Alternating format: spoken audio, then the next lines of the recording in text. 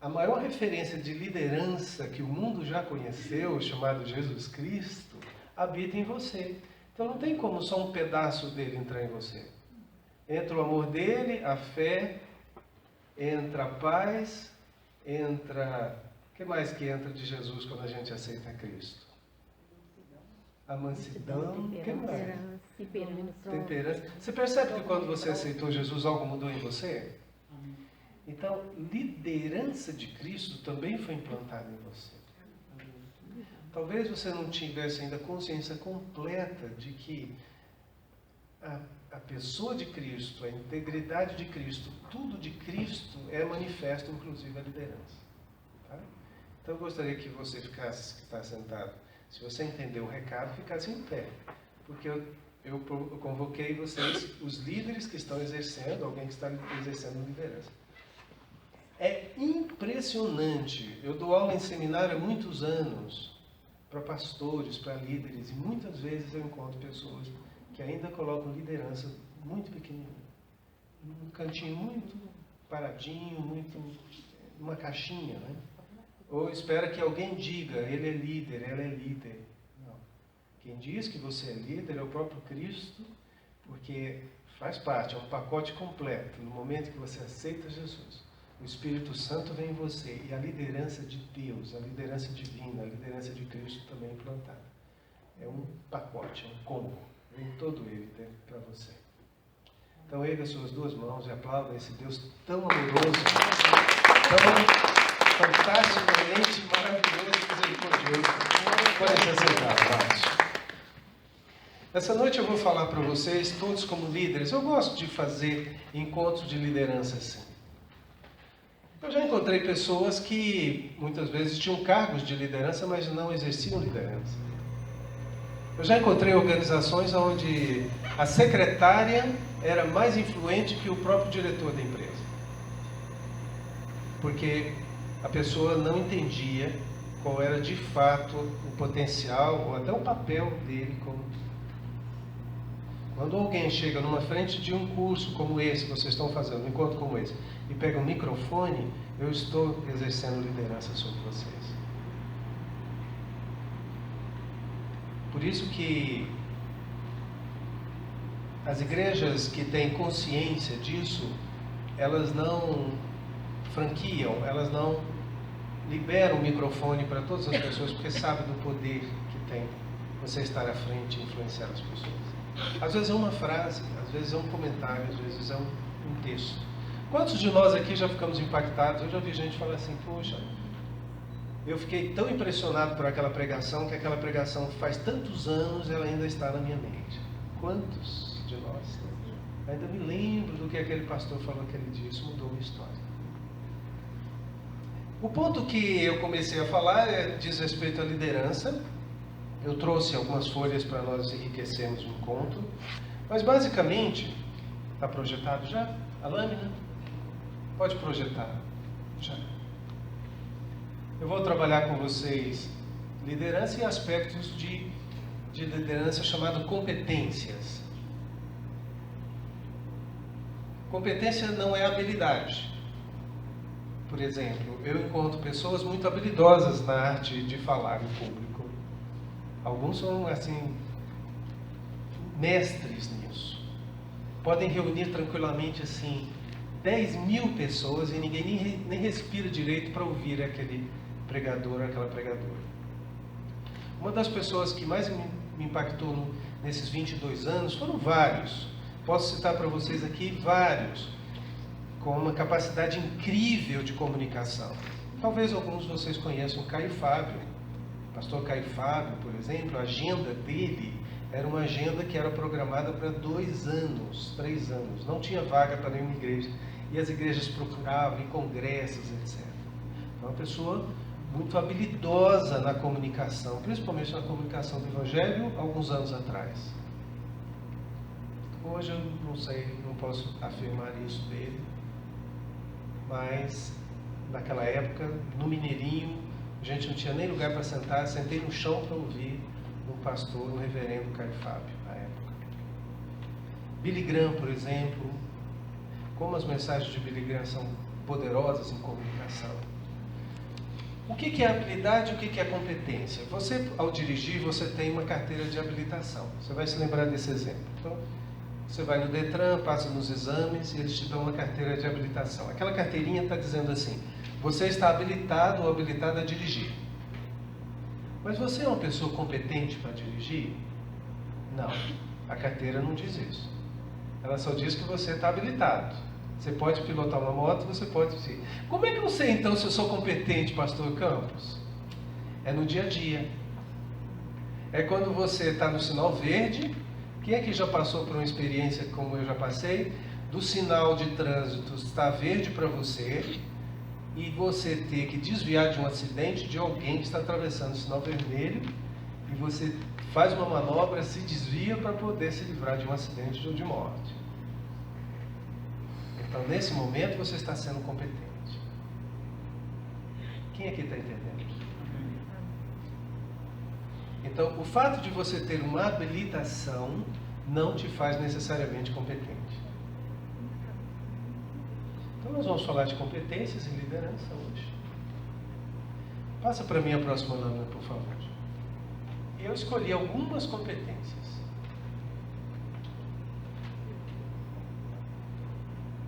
A competência para você manter relacionamento.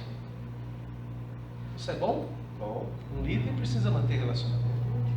Relacionamento faz parte do nosso dia a dia. Nós vamos falar disso. Um líder precisa ser competente na comunicação. Até para ficar em silêncio, até ficando em silêncio, muitos líderes comunicam mais do que alguns falando durante 2 horas. Então, comunicação é importante nós falarmos disso. O outro item de competência é a prestação de contas. Como isso aí é poderoso para formar uma liderança. É fantástico quando uma liderança compreende o valor da prestação de contas. A saúde integral. Nós estamos falando da saúde do corpo, a saúde da mente, a saúde das emoções e a saúde espiritual. Uma saúde integral. Nós precisamos dela. E precisamos de coragem. A tela está tremendo um pouquinho, Jair? É assim mesmo. É assim mesmo? Então, eu achei que fosse meus óculos.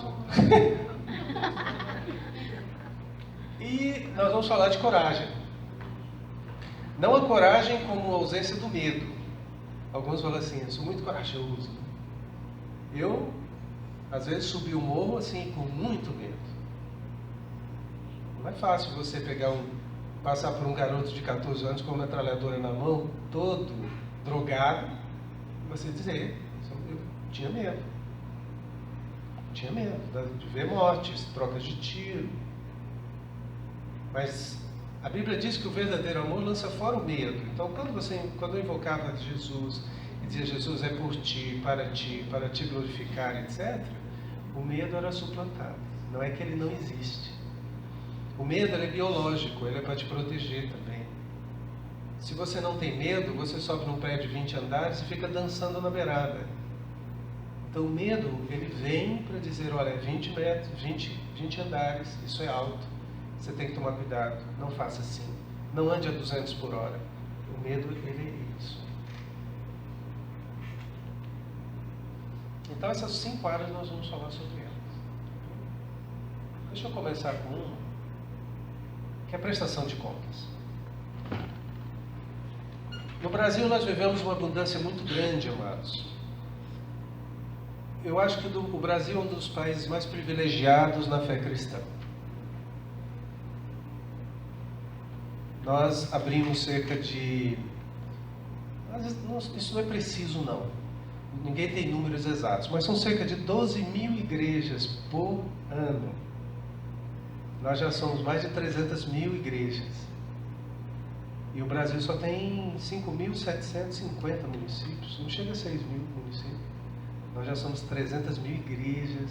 Não estou falando de igrejas de templos, eu estou falando de denominações distintas, doutrinas diferentes. O Brasil é tão abundante nisso. Mas o Brasil passa por um problema que a igreja historicamente já passou por fases assim. E você já deve ter percebido que é algo estranho. Por quê? Nós estamos falando de... As estatísticas também não são precisas. Talvez estamos chegando aí metade da população brasileira se confessando evangélico, se declarando evangélico. Até um presidente ajoelhado pedindo oração.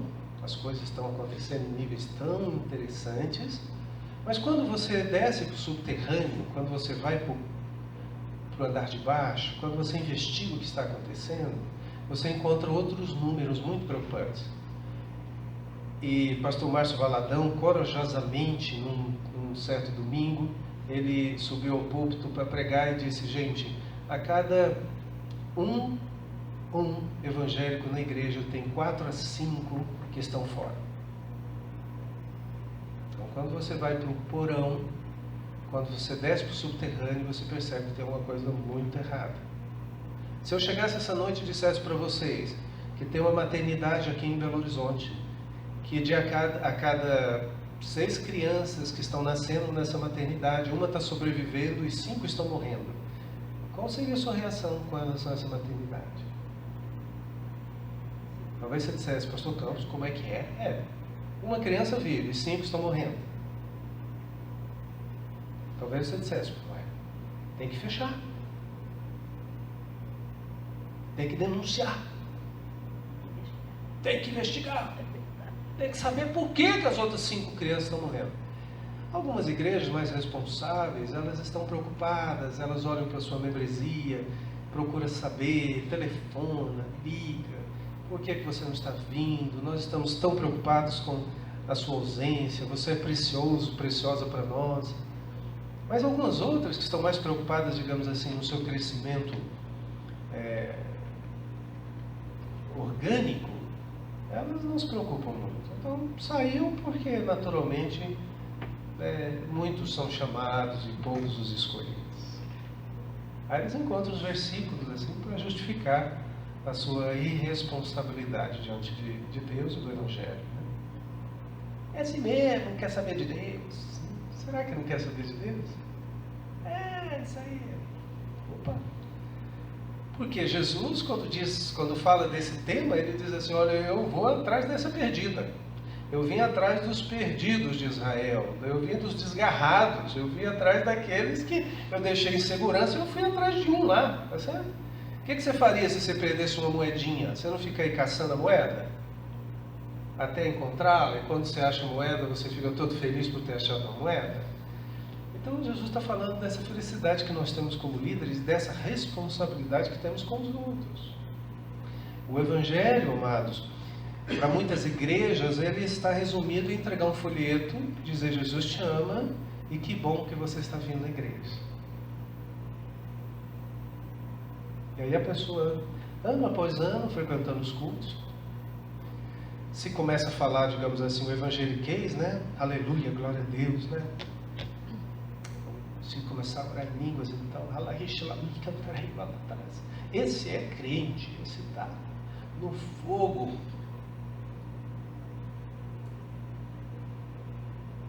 Será? Então, liderança cristã, se nós aprofundarmos mesmo e formos ver do ponto de vista bíblico, nós vamos encontrar o primeiro tema chamado prestação de contas. Qual é o núcleo do problema da maior parte das evangelizações feitas no atacado, dentro de... Estou falando no sentido geral, não estou falando de uma igreja específica, nem o nome de nenhuma. É que as pessoas não têm uma consciência de que elas deverão prestar contas a Deus de tudo que fazem. E muitas se resumem num medo, numa preocupação de prestar conta ao pastor, ao líder. Então, o grande problema é se o líder me pegar. Ele não pode me ver aqui no boteco. Não pode me ver no motel. Não pode entrar no meu Facebook e ver isso. Então, a grande preocupação ficou resumida no que o líder local pode ver, pode enxergar. E aí nós teremos que falar novamente para essa pessoa que no momento que ele entrega a vida para Deus, agora ele precisa prestar conta a Deus. E que haverá um dia que ele vai chegar diante do Eterno, vai chegar diante do Senhor e vai prestar conta, mesmo que toda a terra não saiba. Foi tão habilidoso, tão habilidosa, agiu tão em secreto que ninguém sabe. Não importa. Quando chegaremos diante do Eterno, independente dos seus títulos, independente de você ter tantos anos de igreja, todos vão passar por este encontro. E essa é a base da nossa fé. Então, o enfraquecimento da ideia de que haverá um juízo, o enfraquecimento da ideia de que nós temos que prestar contas, tem feito com que as pessoas tenham feito os arranjos. Tais pecados não são tão rigorosos, tais problemas não são tão graves assim. E aí começa uma espécie de jogo de cintura da fé evangélica. Eu fui do governo, diretor do governo de Minas Gerais, e conversava com muitas pessoas, crentes e não crentes. Não foram poucos que eu ouvi. Puxa, vocês têm lá uns líderes evangélicos em Brasília, mas ninguém põe fé nesse pessoal lá não. Teve um escândalo das ambulâncias, há uns anos atrás, metade da bancada evangélica envolvida nos escândalos. Metade dela toda envolvida, toda ilameada. Às vezes por conta da construção de alguma coisa, de um templo, etc. Um joguinho de cintura aqui, uma circunstância, isso é válido, é por uma causa. Nós vamos ganhar uma rádio, nós vamos ganhar uma televisão, nós vamos ganhar poltronas, vamos construir uma igreja. Vamos ter uma igreja agora de 3 andares. Por conta dessas questões, desse joguinho de cintura da alma, que não tem a ver com Deus, começa a se abrir mão de certas coisas. Mas haverá um dia que todos nós, eu e você, vamos estar diante de Deus prestando contas. Romanos 14:10 fala disso. Alguém poderia ler para mim?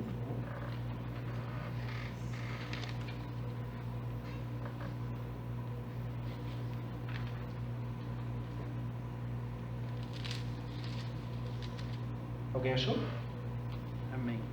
Pode ler para mim? Tu, porém, por que julgas teu irmão?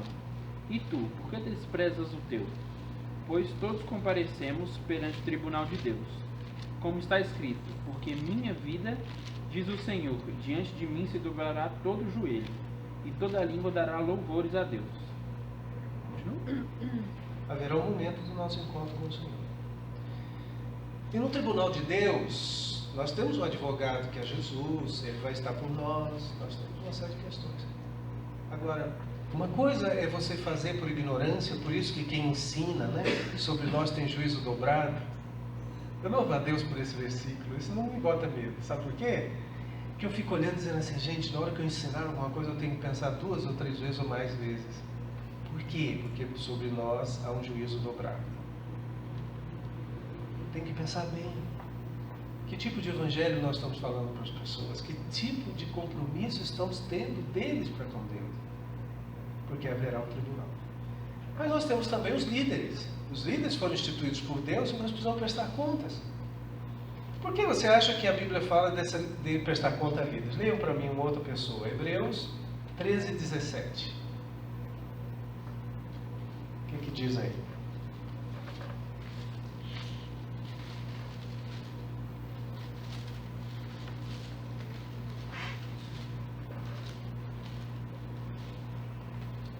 Pode ler? Por favor. Obedecei aos vossos guias e sede submissos para com eles, pois velam por vossa alma, como quem deve prestar contas, para que façam isto com alegria e não gemendo, porque isto não aproveita a vós outros. Entrou a palavra submissão aí? Escreve. Obedecei. Oi? Obedecei, né? Sujeitai. Sujeitai. Que está submisso. Submissos, algumas traduções. Escrevam aí nas anotações de vocês. Submissão é igual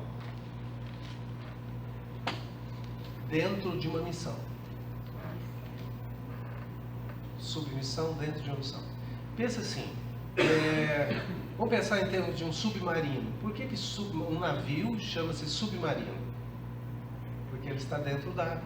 Ele pode andar, ele pode navegar fora d'água e pode navegar dentro d'água. Dentro. Coloca aí assim, exemplo, submarino, para você lembrar. Então, no momento que você presta conta ao seu líder, ou à sua líder, você está se protegendo. Esse versículo, ele fala de proteção. Por quê? Porque a mente humana não é capaz de reconhecer os seus próprios excessos. Você tem dificuldade, e eu também, de reconhecer quando estamos errando e errando feio. Porque a nossa alma vai encontrar uma bengalinha, uma desculpa para justificar nosso erro. Por que você adulterou? O casamento estava ruim, pastor. Você vê, relação sexual a gente não tinha. Era uma coisa... Olha a justificativa. Por que você roubou? Meu patrão também não era honesto. Olha a justificativa. E são todos os casos que eu acompanhei. Mas você era um gerente de uma empresa? Como você rouba? Mas o diretor da empresa não pagava imposto. Nós arrumamos uma desculpa para justificar nosso erro. Quando é que a gente não faz isso? O caso mais grave, né? Você é um diácono. Como que você pode roubar a igreja? Pastor, mas o dinheiro não estava na tesouraria ainda. Ele estava só a caminho. Errado seria se o dinheiro já estivesse dentro da tesouraria da igreja. Então, amados, não se enganem. A psicologia já afirma isso também, a ciência afirma. Nós temos dificuldade de reconhecer nossos próprios erros, nossos próprios excessos. Precisamos do outro nos regulando, para que nós sejamos mais humanos. Se você não tiver o olhar do outro, você vira bicho. Nós temos filmes na área da psicologia de crianças que foram abandonadas no meio da selva, encontradas anos depois, reproduzindo o costume dos bichos, dos macacos, comendo carne crua, comendo mato para sobreviver. Porque o cérebro, ele se adapta. Então, se você está no meio da porcaria, se você começa a conviver com ambientes terríveis, o teu cérebro vai começar a reproduzir aquilo como natural. Então, você precisa de um outro regulando você e dizendo: puxa vida, eu acho que você vai para um caminho errado. Eu acho que o caminho que você está indo vai te levar à morte. Essa outra pessoa precisa existir na tua vida. Agora, aqui fala de liderança, de prestação de contas para líderes, etc. Você tem que tomar muito cuidado. Porque existem líderes e existem líderes. Já encontrei nesses 20 e poucos anos líderes assim, que muito pouco confiáveis. Pessoas, verdadeiros monstros espirituais. Pessoas abusadoras, que pegam o nome de Deus e abusam das pessoas. Da fé, da ingenuidade. As pessoas se entregam, são abusadas por essas pessoas. A Bíblia fala de líderes segundo o coração de Deus, líderes genuínos. Certa feita, uma pessoa me ligou: olha, eu trabalho para um pastor, ele é dono de uma empresa, ele está pedindo para mim fazer uma coisa muito errada na empresa, pastor, e eu não quero fazer porque sei que é pecado. Mas ele disse para mim assim: você precisa obedecer o seu líder. E muito cuidado, viu? Muito cuidado. E essa moça muito com medo, temerosa, porque ela já estava sob um abusador. Existem os abusadores espirituais. Existem os abusadores sexuais, existem os espirituais. Mas os líderes, segundo o coração de Deus, é fácil de você identificar. Você não precisa fazer muito esforço. Eles são muito parecidos com Cristo no olhar, no comportamento, na forma como te trata. Essas pessoas você precisa prestar contas. São as pessoas que genuinamente estão interessadas no teu crescimento. Estão interessadas em levar você a uma adoração, a um serviço a Deus. Agora, líderes que estão preocupados em fazer de você alguém a serviço dele ou dela, para que você seja um servo ou uma serva dele ou dela, eles não são os líderes ou os pastores segundo o coração de Deus. Por quê? Porque eles querem arrebanhar muitas vezes pessoas para si mesmos. É fácil de você descobrir, você não precisa fazer muito esforço não. Você fala assim, gente, parece que quer me sufocar, quer sufocar a fé genuína que eu tenho em Cristo. Porque os líderes segundo o coração de Deus, eles têm tudo que eles querem que você esteja a serviço de Cristo. Você se sente livre, completamente solta para servir a Deus. E aqueles que te aprisionam, claro, não estão cumprindo o propósito de Deus. O outro aqui de Tiago, para você confessar um ao outro, pode ser, se a igreja tiver pequenos grupos ou pessoas, você também não vai ficar procurando qualquer um na esquina para confessar e falar dos seus problemas, suas dificuldades. Porque daí você pode cair na mão de um outro abusador. Ou de um fofoqueiro, ou fofoqueira. Então, você faz isso sob a direção de Deus. Mas precisa ter outra pessoa também. Talvez um líder local, uma pessoa, um líder de uma célula, de um grupo de crescimento, ou alguém local, para você dizer, ore comigo, vamos orar, eu preciso de apoio nessa área. E nós precisamos disso. Isso é sanidade. Então, prestação de contas, você precisa ter. Por quê? Porque a sua alma pode produzir uma boa justificativa para enfiar a mão na lama. E você não vai estar percebendo, porque a alma vai dizer, afinal, meu Deus é o Deus do olho da prata. Eu tenho direito, olha como eu trabalho no ministério. Olha tudo que eu faço aqui por esta igreja. Você precisa do outro para dizer, isso é loucura, isso vai contra o Evangelho. Eu amo você em Cristo, você é meu irmão, minha irmã, e eu tenho que te advertir. Vou fazer isso como a Bíblia diz, primeiro em particular. Depois eu vou chamar outro irmãozinho para a gente vir junto, ver, te recuperar para ver se você conserta. Depois a igreja. Muitas pessoas não sabem desse princípio ou não obedecem. Primeiro leva o problema para a igreja, para o culto de domingo. Algumas igrejas erram nisso. Não quero revelar o nome, mas tem aqui uma pessoa. Igreja pequena, né? Vocês acreditam que essa pessoa, casado, 2 filhos, aí a igreja começa a eliminar, né? Casado, 2 filhos. Está todo mundo atento, né? O que será que aconteceu com um casado e 2 filhos? E aí a pessoa me procurou no gabinete, ou me procurou lá na minha casa na quarta-feira. Casa quarta-feira. Quem podia na casa quarta-feira? À tarde, né? Primeiro sozinho, depois 2 pessoas, depois a igreja. Prestação de contas hoje é um grande problema no Brasil.